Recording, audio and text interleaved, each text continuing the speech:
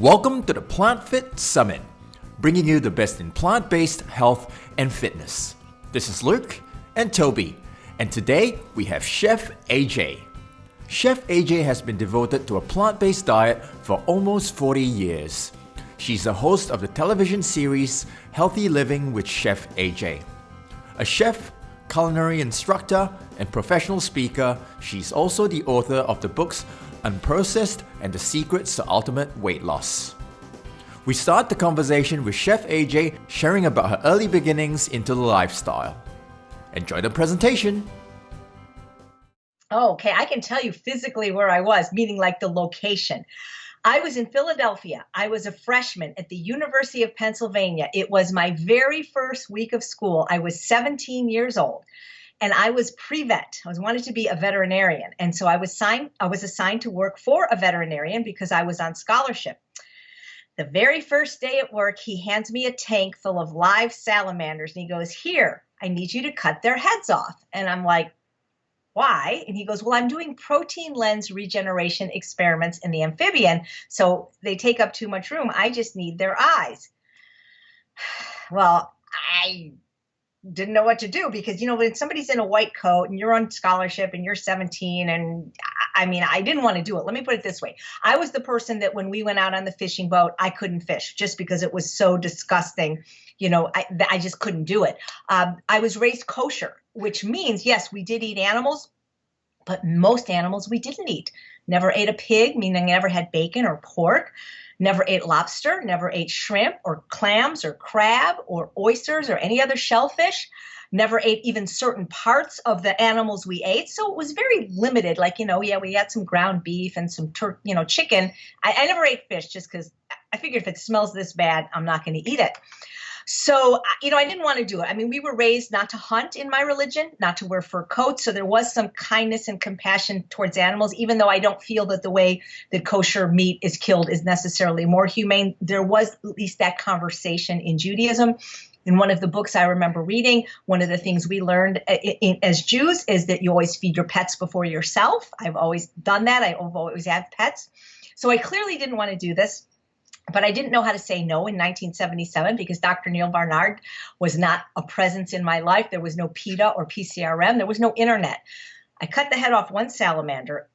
It didn't say anything. It didn't cry, but it gushed like crazy. And I literally started vomiting. It was so disgusting. And I had to go to student health. And I said, literally, I became an instant vegan without even knowing the word. I said to God, I believe in God. I said, I will never harm, eat, wear, experiment on any of your creatures again. And that was, I can tell you the exact date because I've been vegan over 40 years now. It was September 1st, 1977. So I've been vegan longer than either of you have been alive.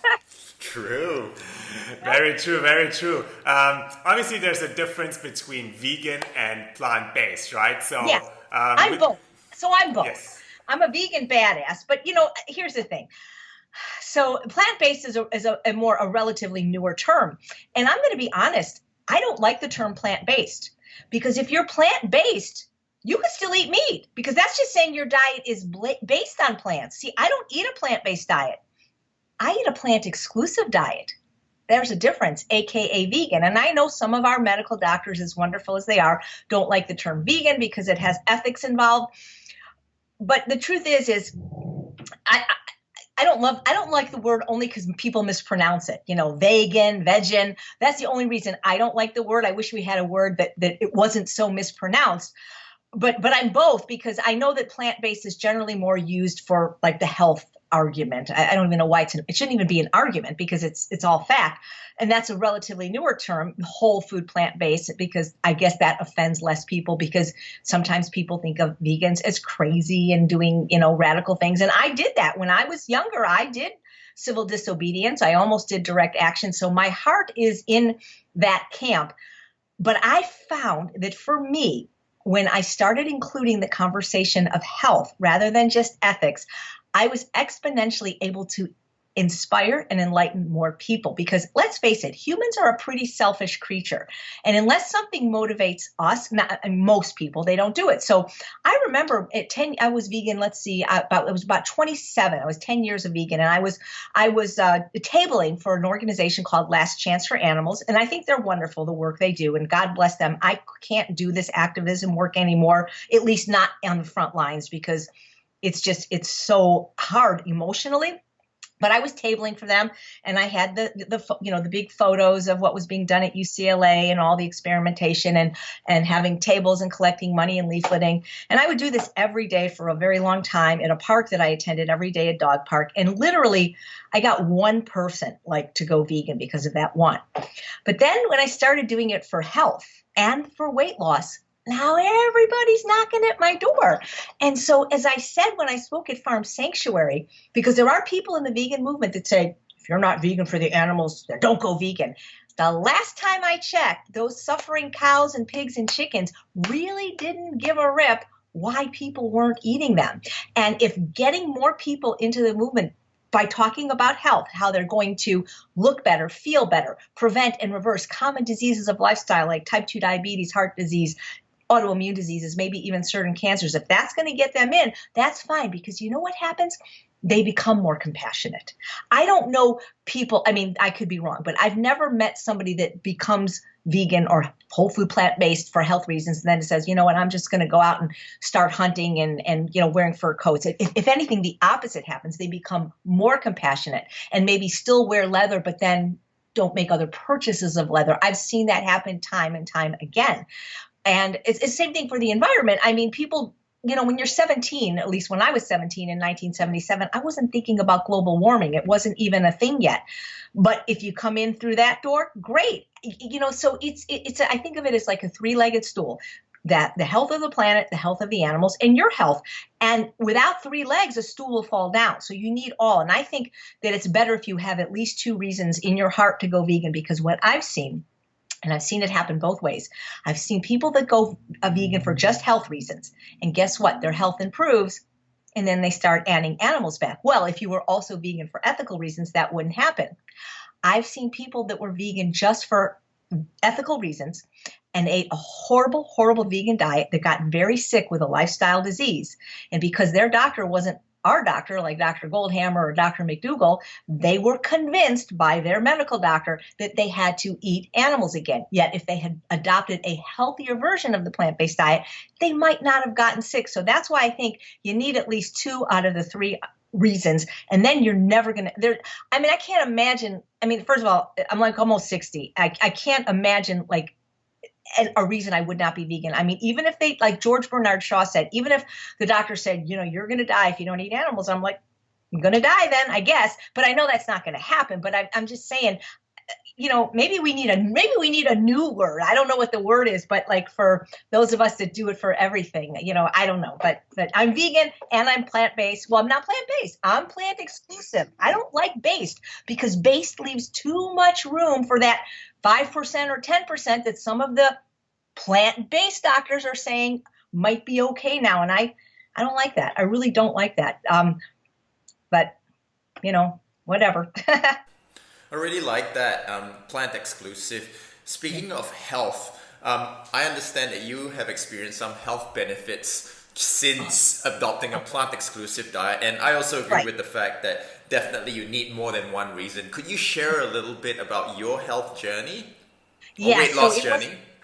My health journey, then my weight loss journey, it wasn't always great. I'm going to be honest. So I became fat first at the age of 5. And if you want to hear my story in its entirety, just go to Dr. McDougall's website. I did a talk at his weekend called From Fat Vegan to Skinny Bitch. So I was raised by a morbidly obese mother, and I was fat from the age of 5, which in the 60s was not so socially acceptable. Like now, 1 out of every 3 children under 18 are obese now. But when I went to school in the 60s, there was only one fat kid in every grade of 40 students. And up until high school, that was me. So it was a lot different. I didn't blend in, so to speak. Came fat at 5. By 11, I was already considered obese. At 4'10", I was 160 pounds, and that is obese. And so I stayed about that weight, 160, 165, pretty much my entire life. I'm 5'6" now. But in my 20s, I got up to about 200 pounds. but I was vegan a lot of that time. I became vegan at 17, but I was not a healthy vegan. I was what I call a vegetarian, because back then we didn't have the same kind of resources we have now, certainly not the internet. And these plant-based doctors might have been practicing, but I wasn't aware of any of them. And so I adopted the worst possible version of a vegan diet, which was candies, cakes, cookies, pies, and ice cream, soda pop, chips, French fries. It's all vegan, but it's not healthy. What was missing from my diet? The most important thing, the veg part of vegetarian. No fruits, no vegetables. And so what happened to me is, aside from being obese, is at the age of 43, I woke up bleeding profusely, and it turned out I had the beginning of colon cancer, and I had what they call edematous polyps in my sigmoid colon, but they couldn't remove them during the routine procedure where you're awake, because my colon was just in such a state of disarray. So they told me I had to come back and have like actual surgery. And I was afraid, because at the age of 19, when I was undergoing a routine, like minor surgery, I think to remove a cyst from my head, I was allergic to the anesthetic and almost died and ended up in the hospital for months. And so I'm totally afraid of anesthesia. And so I said, nope, not going to do that. So I went to the Optimum Health Institute in Lemon Grove, California. Would have gone to True North had I heard about it by then. But that was July 6, 2003. And I went there with a Coke Slurpee in one hand and a Dr. Pepper in the other hand. That was my breakfast and lunch most of my life. I wasn't really a coffee drinker. I drank a 32-ounce Coke Slurpee with 8 pumps of vanilla syrup every day for breakfast. And for lunch, every day I had a 48-ounce regular Dr. Pepper. The reason I had only those sizes is because back then, those were the largest. Now you can get 256 ounces. But back then, that was the largest size we could get. And I knew that if I was caught with anything at the Institute, they would kick me out and not refund my tuition for the week. But when I went to the Optimum Health Institute, they put me on a raw vegan diet that was free of the way I don't eat sugar, oil, or salt now, but there was no sugar, oil, salt, no flour, no alcohol, no chocolate, no caffeine. It was basically vegetables, fruit, and there were some seeds. They made some seed cheeses out of sesame seeds and sunflower seeds. That was about it. There was no dressings. It was as pristine as you can get. And I went there the first time I went there was for 8 days. It was basically a detox for me. People go there for lots of reasons. There was the football team, the San Diego Chargers were there to drop weight. There were actresses there to drop weight, people there with all kinds of diseases, from lupus to Lyme's disease to AIDS to brain cancer. And every Friday they would give testimonials as to how this diet helped them. And when I would heard the testimonials, I was like, well, this is going to be easy, because these people have much more serious diseases, full-blown cancer and AIDS and all these things, and they're all getting better. But it was the first time in my life that I had ever heard from anyone, let alone a doctor or a nurse, that what we eat actually has a profound effect on our health, how we look, how we feel, what diseases we get, what diseases we can reverse. And even though I hadn't eaten in 26 years animal products or dairy, I was eating processed food, sugar, oil, salt, flour. I was having lots of caffeine, lots of chocolate. All these foods were very inflammatory, and they were very acidifying. And they explained how for whenever you want to get rid of a disease, you have to be in an alkaline state, and that inflammation only occurs when we eat these inflammatory foods. So it wasn't so much that I was eating all this crap, is that I literally, for the first 43 years of my life, didn't eat a single fruit and vegetable. And so my mission now, I'm not going to get everybody to eat exactly like me and Dr. Goldhammer, but I'm trying to put the veg back into vegetarian, because when I went vegan in 1977, there was no processed food, no vegan processed food. There wasn't even soy milk in a box. Now, it's never been easier to go vegan, more delicious, but people are relying too much, whether they're vegan or not, on processed foods. Americans are eating over 92% of their calories from animal products and processed food, something like 67 to 72% from processed food, which isn't food in my opinion. And I know some vegans that eat 100% of their calories from processed food, and it's not food, and it's not going to help you feel and look your best. And this is what I say to junk food vegans, if you're really there just for the animals, then wouldn't you want to look and feel your best? Because that's what inspires other people when you are a walking billboard for this way of eating and living. When you don't look at it, and I'm not saying don't look good, like, I mean, when you're tired and just bloated and just not feeling good, when you're vibrant, that's what attracts people. And like I'm wearing my vegan t-shirt right now, and I almost always wear a vegan t-shirt or vegan earrings or vegan necklace. But the other thing I do is except for lipstick. I'm not wearing makeup today because I hurt my hand and I couldn't put it on. I usually do for these interviews. But I was actually just at the mall before here, and somebody said, "Oh my God, your skin's so beautiful. What do you use?" I said, "I'm vegan." So whatever people ask me in the store, that's always the answer. If somebody says, "Oh, you have such nice hair," well, I'm vegan. You have a nice car. Well, I'm vegan. It doesn't matter. Whatever they say, but seriously, they'll say that. You have so much energy. I'm vegan. How old are you? I'm 6. Wow. So that's always, and I always talk to people, or they'll look in my shopping cart, like at Costco, where they'll have all their junk food, and I'll have, all these vegetables. Say, "Do you have a rabbit?" I go, "No, I'm vegan. You should, So that's all I do is talk to people all day long, about how great it is and how great they'll feel and look. And, you want to make it fun. You don't want to be this angry vegan that's just going to make people, like not want to be vegan. You got to be kind of fun and friendly, I think, is the best way. Yeah. So fast forward to today, where you are an expert on weight loss, and you're helping people all around the world getting the body that they want and feeling the way you feel, obviously. So in terms of weight loss, what would be, because that's something people struggle with regardless of if they're vegan or non-vegan or omnivore, right? So what would be a almost fail-proof strategy that you've seen or that you use and recommend? Yeah.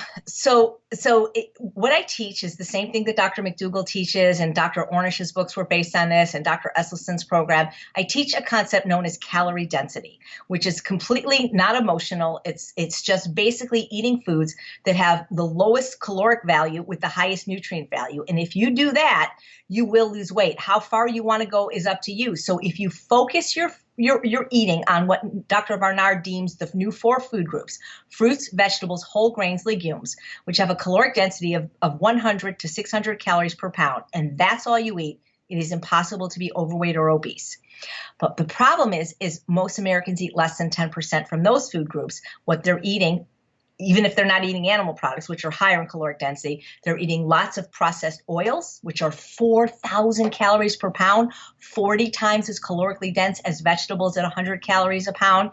They're eating things like flour and sugar, 1,800 and 1,500 calories per pound, respectively. So they're eating lots of foods at a high caloric density and very little foods in a low caloric density. So if people would just think about whatever meal they're eating or snack, that if at least half their plate was non-starchy vegetables, they would dilute the overall caloric density of their meal, and they would have to lose weight. So the more calorically dilute food you eat, the lower your weight. And that's in the most calorically dilute food is vegetables at 100 calories a pound. But most people don't even eat vegetables. Americans eat less than 10%. Some eat 3%. Some eat none.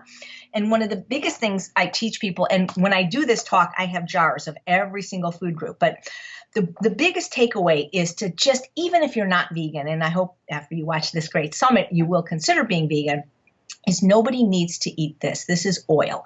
This is for cars, not for humans.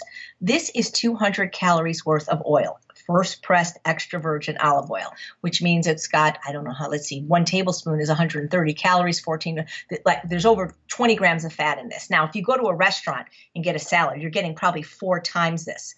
But for the same amount of calories in this mere 200 calories of oil, which is 5 teaspoons, you could have 2 pounds of non-starchy vegetables. You can have almost 4 pounds of zucchini. You can have a pound of apples or cherries or blueberries.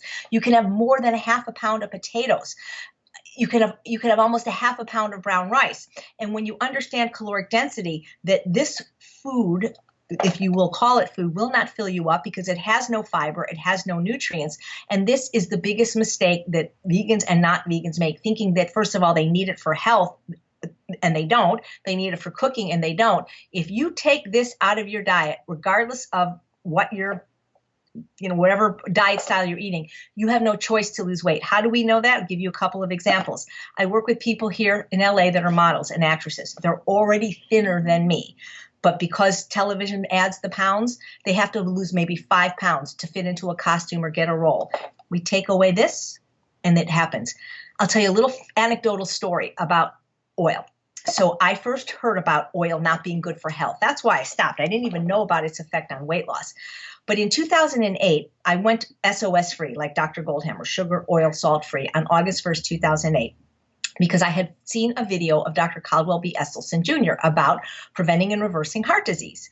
And this was not about weight loss or anything, but it was so compelling, his explanation about why not to eat oil. Now, I knew from Dr. McDougall, the fat you eat is the fat you wear, but it wasn't until Dr. Esselstyn explained it in the context of heart disease, how this fluid harms our endothelial cells, the lining in the life jacket of our circulatory system, that it really made sense. And since almost everybody in my family had died of heart disease, I thought, well, why would I eat that? It doesn't really taste good. Have you ever tasted it by itself? It doesn't taste too good. And when you use it, you got to eat a lot of salt. When people come to me and they say, oh, I'm Greek, I'm Italian, olive oil's in my blood, I'll pour a cup of this and I'll say, drink up. They won't. You'll actually vomit. It's an emetic at high doses. So we stopped using oil. And because I'm a chef, it wasn't hard. And it's really not hard if you aren't a chef, because you can saute in water or broth and you can bake with applesauce or other things, bananas or tofu. So I took it out of our diet. Well, I didn't tell my husband because he didn't notice. You really don't notice. And my husband at the time, well, he still is 6 feet tall, but at the time he was 160 pounds, which is still, thin. 7 months after stopping oil, it was a Saturday, and we were supposed to go to a bar mitzvah. And he's a guy that doesn't usually wear a belt, but he was wearing a suit. So he went to put his belt on, and now he can't hook it. There's no holes, and it's way too big. He's like, oh, my God, I must have cancer. I'm dying. So he stepped on the scale, and he lost something like 18 pounds. Now, if somebody that doesn't need to lose weight, that doesn't want to lose weight, that doesn't even know they're being experimented on, can lose that much weight just by one change of stopping oil, can you imagine what would happen to you if you did it on purpose? And so many people, even people my age that have skin problems or acne, you get rid of this stuff, man, and your life improves. Now, I've been known to, people say, oh, she bashes nuts. I don't bash nuts, but I teach caloric density. I would rather see people eat 200 calories worth of walnuts than oil, because at least these do have fiber and vitamins and minerals and phytochemicals. But think about this. Let me show you what 200 calories, and let's see, that's, I don't know if you can see, it's not even a full poundful. I mean, this is how many walnuts? Let's see, 1, 2, so there's about 8 here. It's not going to fill you up. I mean, and very few people can limit there are people that can, I suppose, but at least the women I know or the people I work with, these just make us want to have more and more fat. And when I took this out of my diet and started putting in the food that I was told made people fat, potatoes, the weight came off. I don't have a picture of me at my heaviest, but I do have one at about 165. So, and then that's me, I think, at about 127, and now I've been about 117 for 5 years now. And it's all because of listening to Dr. McDougall. At least for me, the fat I ate was the fat I wore. Even when I got rid of oil, as long as I continued to eat these little guys, my weight wouldn't budge. I'm not saying not to eat nuts, but I'm just saying use them as a condiment. Don't be doing this on the recliner. And if you're going to eat them raw, unsalted, but what's even better than nuts is seeds, flax seeds, chia seeds. I will eat those from time to time. But again, just think about putting the veg back in vegetarian or vegan. People aren't eating fruits and vegetables. I've got these little stickers. I try to make people remember, kids and stuff. This is where all the nutrients are. This is where all the vitamins and minerals, phytochemicals, and antioxidants. The other thing is, it's really important for people to know, is the foods that are highest in nutrients and lowest in calories, fruits, vegetables, whole grains, and legumes. They contain water and they contain fiber. And when you have water and fiber together in its package, you create what's known as bulk. And bulk is what creates satiety, that feeling of fullness that tells you to stop eating. Well, animal products and processed food, to me, are the same. And what I mean by that, of course, I'd rather see people eat processed food than animal products. But when I see a white chicken breast or a white bagel, from a nutrient standpoint or a weight loss standpoint, I see the same thing. The reason is because these foods have no fiber and they have no water, which means they're not going to have any bulk, which means you're going to have to overeat on them to feel full, because they just don't create satiety. Because we have these things, these mechanisms of satiation, the stretch, nutrient, and calorie receptors. And unless you get that nice stretch from the volume of whole natural plant food like fruits, vegetables, whole grains, and legumes, you're always going to be driven to overeat on processed food and animal products because there is no bulk. That means there is no satiety. So even something that may seem innocent like dried fruit, well, if you take apples, they're 200 calories a pound. Most people could not, a pound of apples could be, 2 to 4 apples. It depends. But maybe you could eat a pound of apples for 200 calories. That's not so unreasonable. But a pound of dried apples are 1,300 calories a pound because you've removed the water. The fiber's intact, but now you've reduced the bulk. Same thing happens with smoothies. When you reduce the bulk, you increase your ability to overeat, which is fine if you're trying to get nutrients into an old person or a kid or somebody that doesn't need to lose weight like an athlete, but somebody that's overweight, you want to eat your whole food, and you want to eat it whole with both the fiber and the water intact, which is why I don't recommend juicing for people wanting to lose weight, or smoothies. And liquid calories I don't recommend at all. But again, if you could just think about any way you can eat more vegetables, whether that's eating them raw or steamed or putting them in the air fryer or roasting them or hiding them in marinara sauces or in other dishes. You know, when you chop stuff up really small, you can hide it in, like we made some bean burgers the other night with kale. Nobody even tasted or saw the kale because we were real sneaky. We chopped it up real small. So eat vegetables, or as I often say, eat your damn vegetables. So eating vegetables and taking out oil as well. So for example, I understand that a lot of people that wanna have weight loss do move towards a plant-based diet. And the thing is that the first thing that they feel is, because it's highly voluminous, they get full pretty quickly, but by getting full pretty quickly, they actually don't consume sufficient calories. Yeah. And they say, oh, I'm feeling lethargic, I'm feeling tired. What tips can you share with that? Yeah. Hello. So sorry, I have a little visitor that wants to come over, and she does eat mostly a plant-based diet. She's not quite there yet because she was adopted at 4 from the shelter, but she does eat VDOG, and she eats steamed carrots and sweet potatoes and rice every day with the smallest amount of meat I can get away with, but we're working on that. So yes, I hear that a lot. And so what they have to do is eat more calories. And so instead of just eating a salad, see, that's the mistake people make. They think, okay, well, now I'm vegan, I'm just going to eat salad. No, it's 100 calories a pound. You'll starve. If you're somebody that weighs 150 pounds, you need at least 1,500 calories a day for what's called your RMR, your resting metabolic rate, to breathe your lungs and beat your heart. Nobody's going to eat 15 pounds of salad. And so they need to eat a little bit higher on the caloric density scale of the starches. They need to eat the beans that are 600 calories a pound, the grains, the whole grains that are 500, and the potatoes and sweet potatoes that are 400. So I'm not telling them to just eat vegetables, but they need to eat adequate starch. You know, if you don't eat enough starch, you will not have enough energy for your activities of daily living. And so a lot of times people are tired because they're detoxing. Oftentimes they're getting off things like alcohol or caffeine or sugar, even sometimes smoking at the same time. So, and meat too, because those things are very addictive, and they can have a pretty bad couple of days, even a week. And then that's why I recommend going to a place like Optimum Health or True North. And that really helps, being in an environment of complete rest with like-minded people. But the thing is people are still afraid of starch. And in what carbohydrates like potatoes, rice, and beans, these are healthy. Carbohydrates like alcohol, sugar, and flour, these are not healthy. And carbohydrate is to the hunger drive what oxygen is to the breathing drive. And people are still believing, you know, in this all paleo nonsense and Zone and Atkins, that carbs make you fat, when it's not carbs that make you fat, it's the fat that the people put on the carbs that make them fat. So, you know, it's not the whole wheat bread that makes people fat, but it's the butter and the peanut butter they put on. And it's not potatoes that make people fat, but it's the oil that people fry them in, or the butter that they put on their baked potato, or the cheese, or the bacon. So carbs can't make you fat. We have something known as de novo lipogenesis that pigs do naturally. Human beings cannot readily convert excess carbohydrate and protein into fat when there's no fat present. So if we overeat on an extra baked potato, those calories get burned as heat, escaping through the top of the head, or as heat, or through the fidget factor, or stored invisibly in the muscles or the liver as glycogen. But I think the problem is people just don't believe you can eat a lot of starch and not only lose weight, but not be fat. And then I point them to look at Andrew Spudfit Taylor, who lost 120 pounds in a year eating nothing but potatoes. Well, I guess he didn't get the memo that potatoes made people fat. Or what about the couple that participated in the medical literature in the KON potato study that ate nothing but potatoes for a year and didn't get enough calories because they were athletes and had to add oil and still kept losing weight and had no nutritional deficiencies?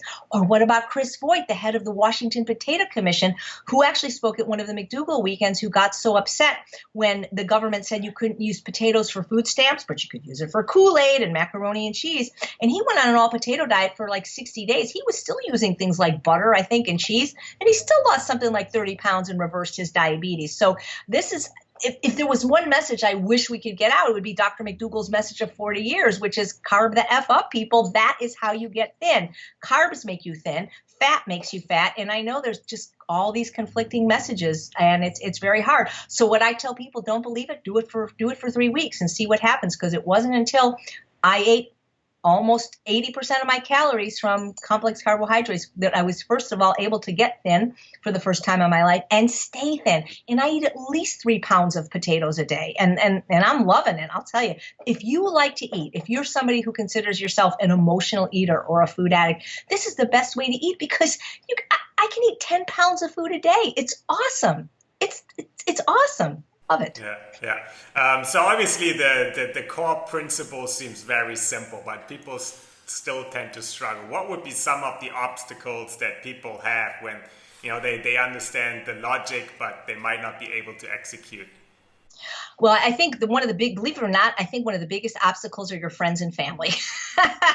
I think, I interviewed Dr. Doug Lisle today for my live weekly show, and he was talking about the social pressure. And I think that is probably the hardest thing for people, is to eat differently, be differently, think differently than from their family of origin or their current loved ones, because we think that everybody's vegan because that's who we interact with.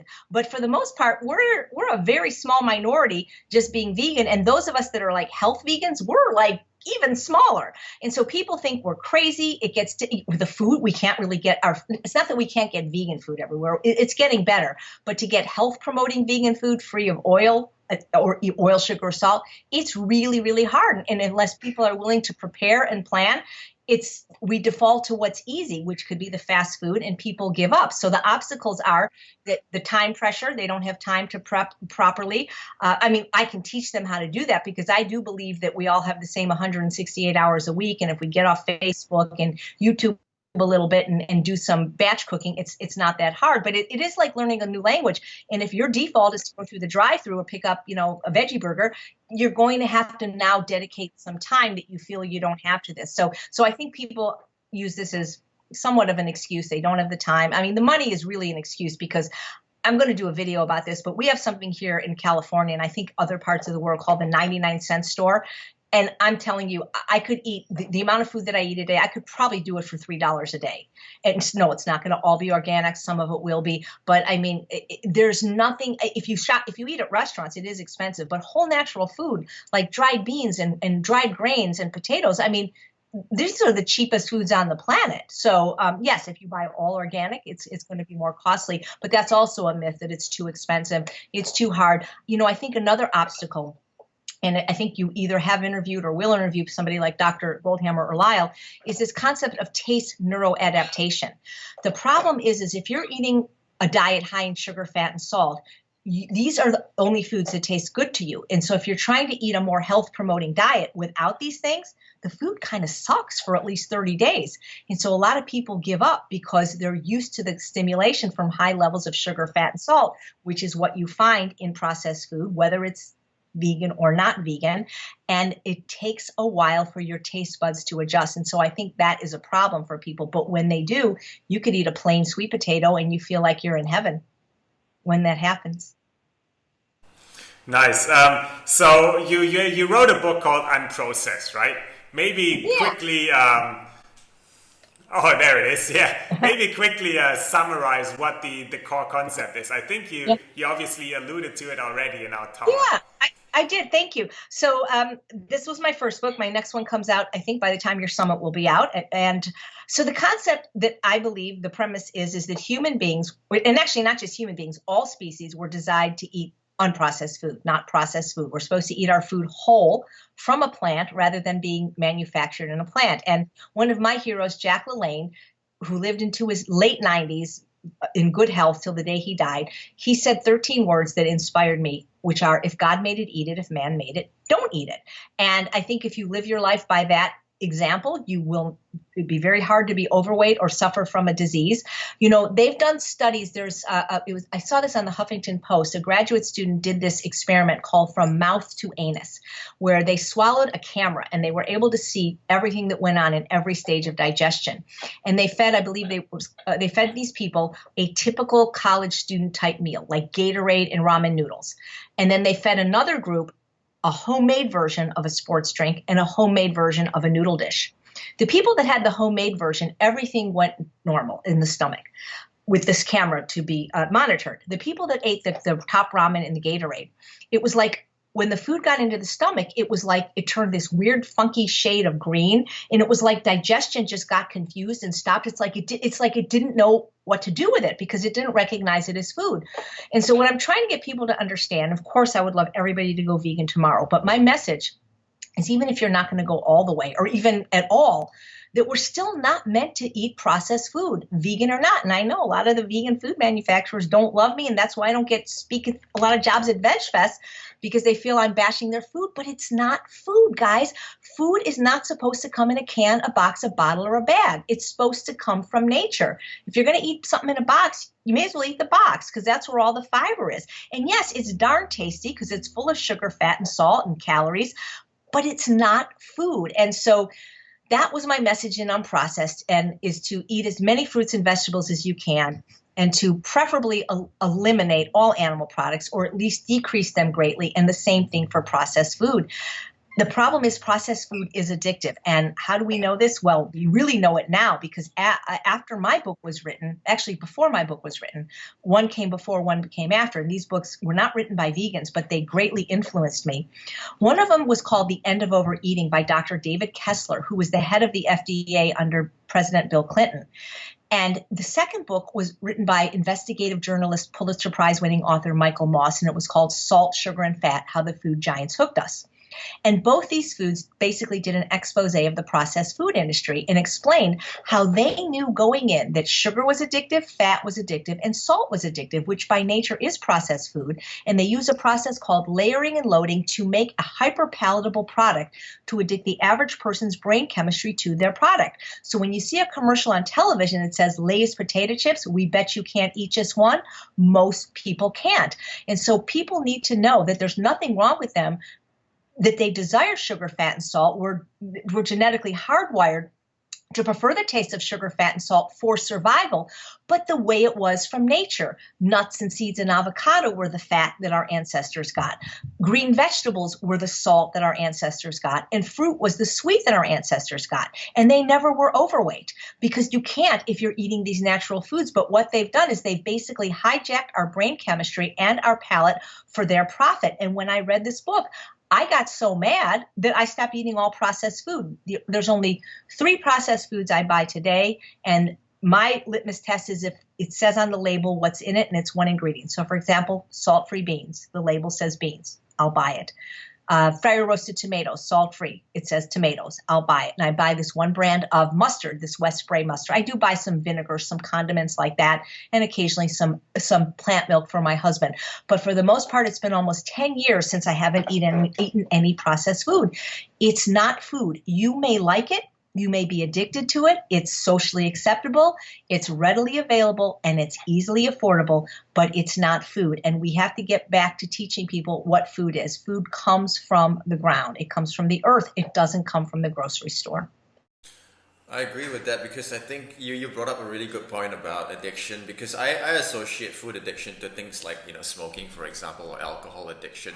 And sometimes to quit smoking, some people go cold turkey, hypnotherapy, and there are different strategies. But for food is one thing, it's everywhere. So what strategies could you share for someone who's, in that sense, addicted to hyper-palatable foods? What's the first steps? Stay home. No, no. It depends how addicted they are, because I do believe that food addiction consists on a continuum, and some people are more vulnerable, some less, and at different times in our life, we'd be more or less vulnerable. So one of the things I suggest is to get support, and whether you join my Ultimate Weight Loss Program or some Facebook or meetup group, but to be with like-minded people on the same journey. That's why, I've read some things about AA that's saying, that it doesn't work, whatever, but what works about it for the people it works for is the camaraderie. It's the group experience.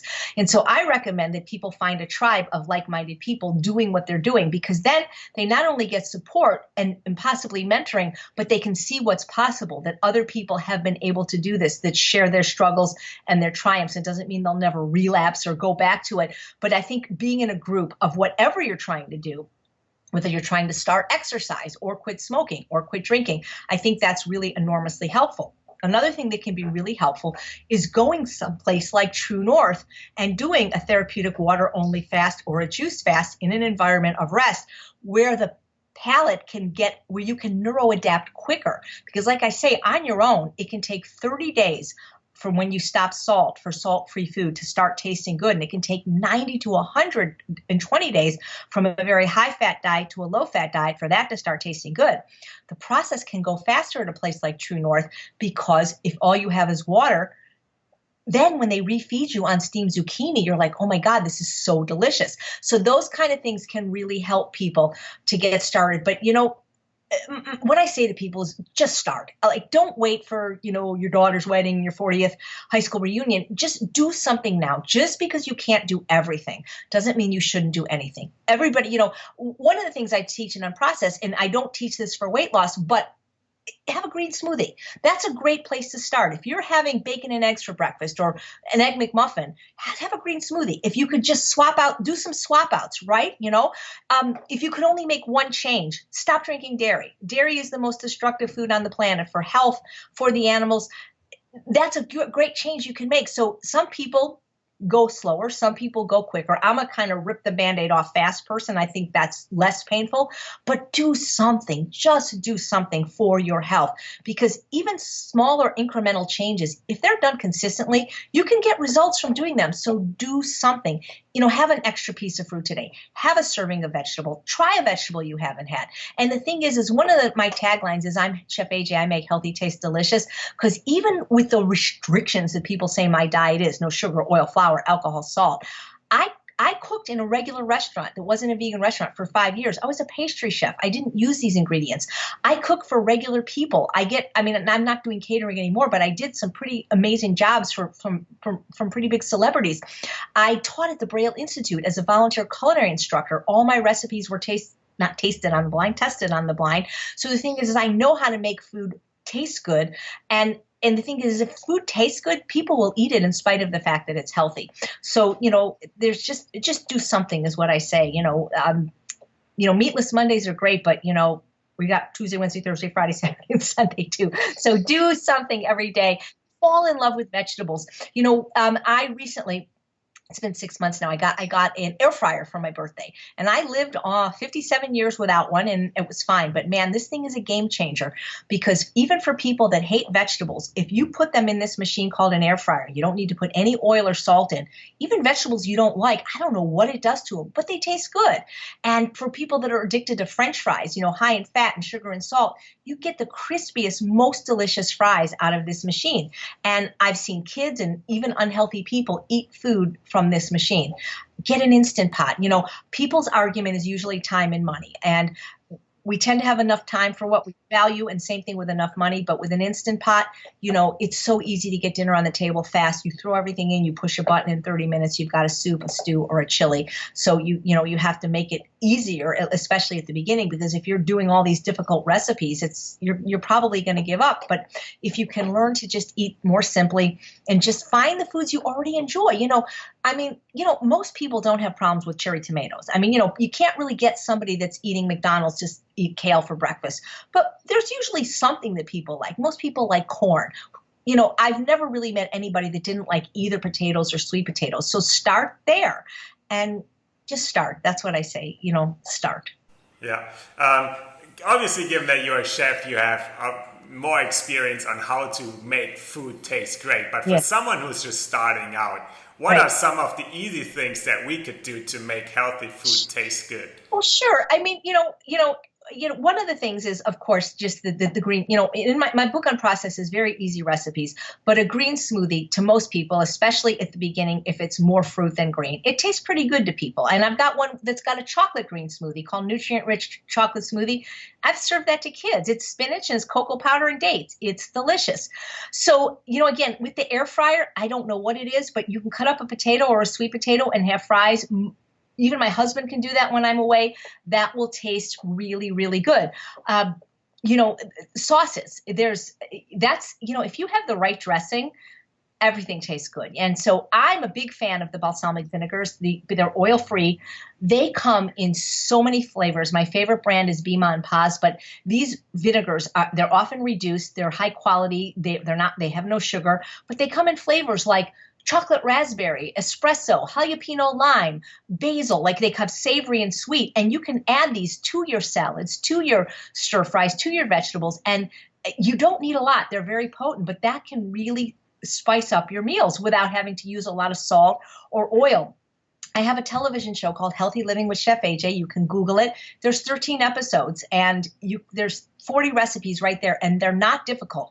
I think I have one difficult recipe, and that's my lasagna, and it's not even that difficult. It's just more steps because I'm a busy person too, and I don't want to spend all my time in the kitchen. But batch cooking really does help. If people would think more about this one bowl concept or one burrito concept instead of focusing so much on recipes, it would really simplify their life. And that means that one day a week you batch cook your grain for the week, whether it's quinoa or I love wild rice. And again, even my grain, one of the things I do is I put flavor in my food without using salt. So for example, if I'm cooking quinoa in my Instant Pot, I might throw in some sun-dried tomatoes, which make it seem like it tastes salty, but it doesn't. And I might slice up some artichoke hearts. So my grain, even without salt or oil, have flavor. When I'm cooking wild rice, I'm throwing in some dried mushrooms. So I have this wonderful texture plus flavor.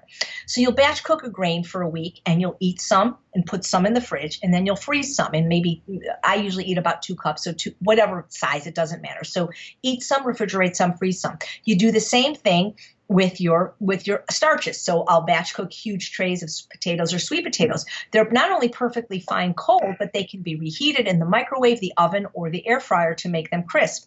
And then I'll always do a soup, a stew, or chili. But I love the idea of people thinking about this serve yourself kind of like, we have a restaurant called Chipotle. I don't eat there because there's salt and oil in the food, but the idea that people can make a bowl. So you start with a bowl and you put in maybe some lettuce. Or if you eat tortillas, maybe you start with a tortilla and then you put in your beans, or if you have beans, or maybe some corn and maybe some rice and maybe some more steamed vegetables and different sauces like salsa or guacamole. And you can change this up. By the way, people love a serve yourself kind of thing. You can do the same thing over a potato or a sweet potato where you have like a build your own potato bar. I've served that to company, regular people. They've loved it. People love choices. They love adding their own toppings and sauces. But if you think more about this bowl or plate concept instead of like, oh my God, well, what am I going to make for dinner? I have to make a recipe. No, just learn to eat food like our ancestors did, fruits, vegetables, whole grains, and legumes. Beans and rice are delicious. Beans, rice, and salsa with some steamed kale. I think was it who I interviewed? Was it Rich Roll or Dr. Esselstyn? This was like a favorite meal of so many people. Hearty, filling. Again, you want to have some of the vegetables for the health, and they help fight cravings for things like sugar, but you've got to have that starch for satiety, or you will go hungry and you'll probably gain the weight back, or like you say, not have enough energy. I absolutely love that, Chef AJ, because I myself am pretty time poor, and just that idea of batch cooking just is really a game changer, because I can almost imagine in my fridge the grains, the veggies all in Tupperwares, and just at night just kind of putting it all together. That's phenomenal. And I don't know if they have this where you live, but like in California, or at least in the United States where I've traveled, let's say you just don't want to batch cook. Okay, well, you also have an option of getting somebody to do the food for you. It doesn't have to be a personal chef. There are people that for $15 an hour, I've seen, on the college job boards will do this. But every store in Los Angeles has organic brown rice and organic quinoa, both in the freezer section and in the shelf-stable section, so already ready. They have canned beans, salt-free. So this food, like I've got this injury right now, so I haven't been doing a lot of cooking. And the other night, I took out a bag of organic frozen brown rice from Trader Joe's and a bag of fire roasted bell pepper and onion. And I made it for dinner. I put a little hot sauce on it. And my husband didn't know that I made frozen food for dinner. He goes, "This is delicious. What is this?" I said, "Well, it's from the freezer." But the point is it was still really good. And it took, 6 minutes in the microwave. And so there are healthy options. You just have to kind of search for them. It's hard to see because if you go to an airport, you don't see the banana, apple and orange and oatmeal at Starbucks. You see the Cinnabon. It's just, it's out there. You just have to look. Yeah. So you mentioned that you're almost 60 and you're very energetic, right? So some might ask, how do you stay young? Obviously, we've covered the food part. What else? What else is part of your recipe? Well, I'm going to be honest. I didn't start exercising till 5 years ago. And if I knew then what I knew now, the benefits of exercise, I would have done it sooner. I think you don't have to go to a gym or run a marathon, but I think living an active lifestyle, I think that's really important for not only longevity, but for feeling youthful.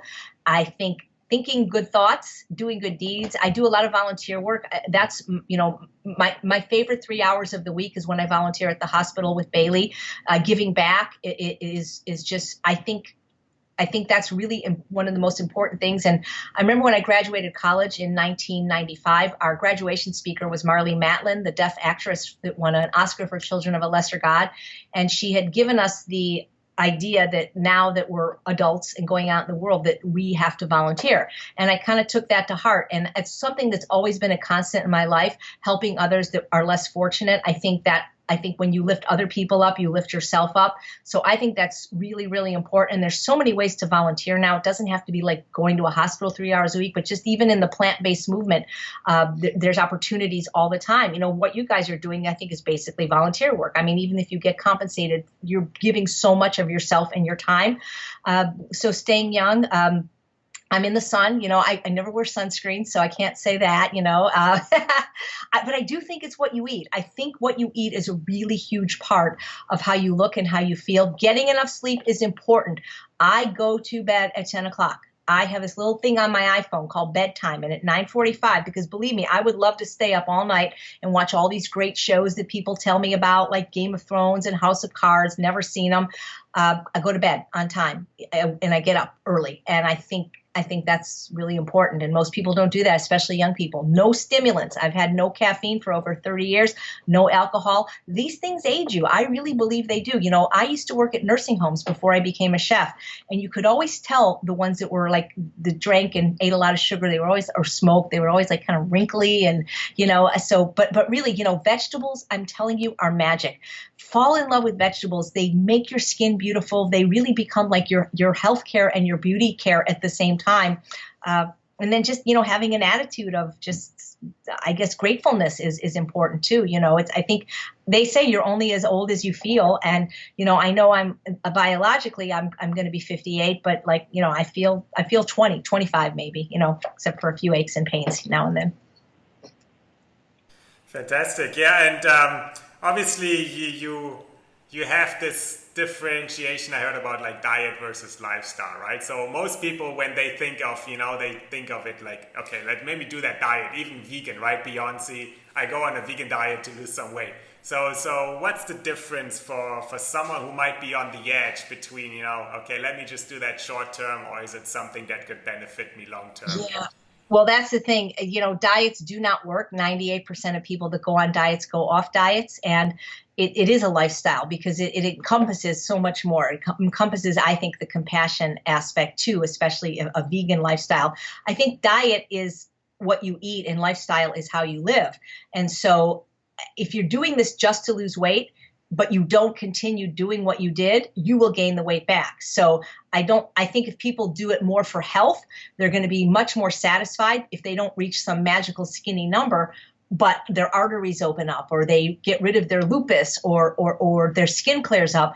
They have to think about it is what they're doing is for the health. And what's great is I've never known a dietary style like the vegan diet that was the best for human health, the best for animal welfare, and the best for the environment. That should tell you that is the proper diet for human beings because it hits all three of them.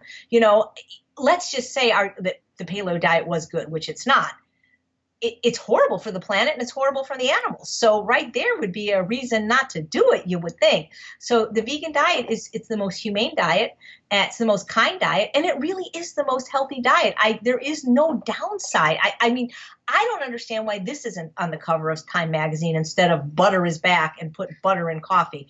It's almost like there's just no money in it. There's no money. I mean, there's no money in kale, really, but thanks to summits like yours and the plant-based movies, this message is getting out, and people are getting sick and tired of being sick and tired. And it is changing, one meal at a time. So, it's like, I always remember that quote by Williams Jennings Bryan, who said, "Never be afraid to be in the minority when the minority is right, because one day the minority that is right will soon be the majority." And I've been waiting 40 years, and we're not the majority yet, but I see it growing. Really, vegans are sprouting up everywhere. And thanks to summits like yours and the internet now, I mean, the message can't be squashed anymore. I mean, they're going to try, and you're going to have certain, I'm not going to mention names, trying to well, you know who these people are. They're wrong, and people can choose to believe what they want. But you know what, guys? The proof of the pudding is in the eating. You go on a plant-exclusive diet, preferably with at least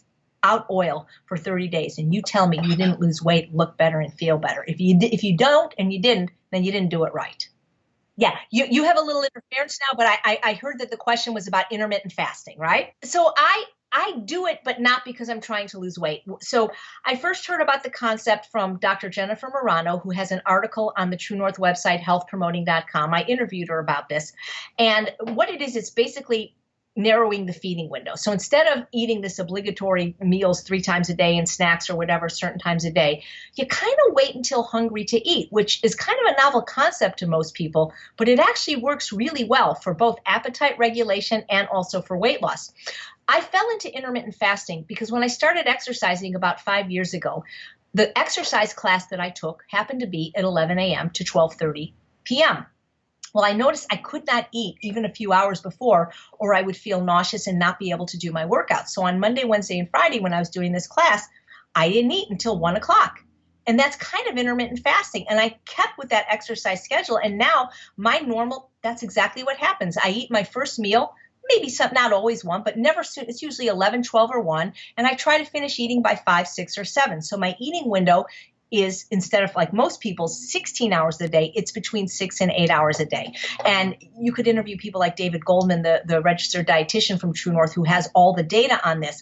But the idea is it is very good for weight loss, but it's also just good for overall health. And I think that even if somebody doesn't want to intermittent fast, I'm a big fan of people not eating after dinner. I find that people sleep better. One of the problems with people's health often and weight loss is that they don't get enough sleep, or at least they don't get enough deep sleep. They're going to bed way too late. They're going to bed with their phone or television in the room, and they're not sleeping soundly and deeply, and they're waking up tired. And when that happens, when you wake up tired, well, what do you need? Stimulants, coffee. And you've been having caffeine all day. Now what do you need at night? Alcohol to calm down. And so the thing that I recommend to people if they don't want to do intermittent fasting is at least eat dinner at a reasonable hour. And I know some people have to eat later, but give yourself at least 3 hours between that last swallow of food and laying down. 5 is better according to the GI doctors, but at least 3. You don't need to be eating after dinner. You need to brush your teeth, do the dishes, close the kitchen, and then get those blue lights down and get to bed. But intermittent fasting, it doesn't have to, it can be whatever hours you want. We know a couple that they're senior citizens. They go to bed at 8 o'clock. Their feeding window is like from 6 a.m. to 2 p.m. So I think we eat too much food in general. We're taught that we have to eat 3 square meals a day. No, we don't. Our ancestors didn't. They kind of grazed all day, and they maybe had one big meal at night, or so to speak. But a lot of this research about breakfast being the most important meal of the day was done by the cereal industry. And my understanding is they compared children that had boxed cereal for breakfast to children that were so poor they had no dinner the night before. And so they made the hypothesis that, children that eat boxed cereal do better in school. You do better if you eat when you're hungry and stop when you're full. And if you're eating a whole natural food diet, like fruits, vegetables, whole grains, and legumes, and you're getting normal satiety signals, that's actually not hard to do. But when you're fooling your stretch receptors with processed foods that don't activate them, like oils and animal products and processed food, it's really hard to eat to full satiety without overeating on calories. And so if you wait until hungry to eat, you do not listen. I've been to True North where people that are thin, who have maybe autoimmune disease, are fasting for 42 days on water. If somebody can fast for 42 days on water, they're thin. You could miss one meal and be okay. I mean, obviously, if somebody was a certain type of diabetic, I'm not suggesting that. But for the most of us, if we skip breakfast one day, we wouldn't die. But people are so uncomfortable being uncomfortable. And if you can learn to get comfortable being uncomfortable, hunger is not an emergency. It waxes and wanes. Same thing with cravings. And if you don't get into it, if you get distracted doing something else, have you ever been so involved in what you're doing? Like for me, that's painting, that if I'm doing painting, like I could look and it's, oh my God, it's 4:00. I haven't even eaten all day. But people eat because they're angry or lonely or tired or bored or anxious or depressed. And so they feel like they've got to eat breakfast and they've got to eat it when they wake up. No, you don't. You eat when you're hungry. If you're hungry when you wake up, like my husband, eat.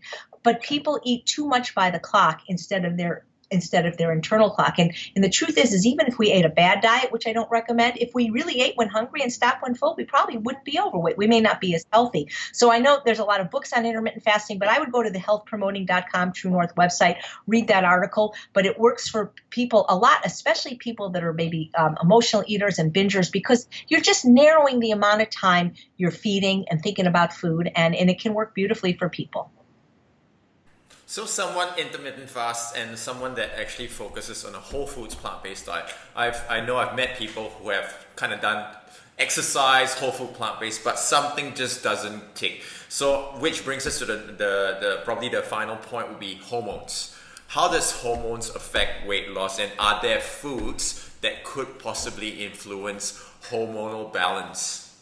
Gee. Well, you remind me of an old joke. How to make a hormone? Don't pay her. Ba-dum-bum. This is not my area of expertise. I know that women, especially as they go through the change, hot flashes, cravings, I can't answer that because it's not my area of expertise. But what I can tell you is if somebody really adopts the same dietary style that I eat, that Dr. Goldhammer recommends, which is a whole food plant-based diet free of processed food, sugar, oil, flour, alcohol, and salt, I don't even know if I've been through the change. I mean, I would have to probably go get a blood. I don't have a menstrual cycle anymore. I know that. But I don't even know if I'm menopausal because I'm waiting. I have no symptoms. I have never had a hot flash. I have never had a bad night's sleep or a craving, but I've been eating this way for a really long time. And I've talked to people like Mary McDougall and Ann Esselstyn, and same thing. So a lot of times, I know who could talk about this definitively is Dr. Linda Carney. She is an expert in this because she talks about how certain things, especially things like caffeine and alcohol and sugar, this is so disruptive to women, especially that are going through the change. And I'm not saying that hormones don't play a part. I'm sure they do. But I'm telling you, do the diet first, because whatever you have is going to get dialed down. And it's especially not sleeping enough, having caffeine, having alcohol. This totally wreaks havoc. And you can have a really great experience going through menopause and the change, and maybe testopause for guys, if you're eating this kind of diet, because the people that do, again, I see my friends with their towels and their fans, and I'm like, God, I'm cold. Really? You're hot? But they don't eat like me. So Dr. Linda Carney would be the one I would go to for this. And she's actually done a DVD on this. And this is one of her areas of expertise is women's health. Yeah, fascinating. And maybe to wrap up, because obviously you've done this a long time and you're very passionate about it, but maybe share why, and at this point, what keeps you motivated to champion this lifestyle? Yeah. Well, at the end of the day, it's always the animals. I'm a very sensitive person, and I have a little bit of OCD, which is why I don't watch movies like Earthlings or go to the protest every Sunday at Farmer John's and give water to the pigs, because if I see it, I can't get it out of my head.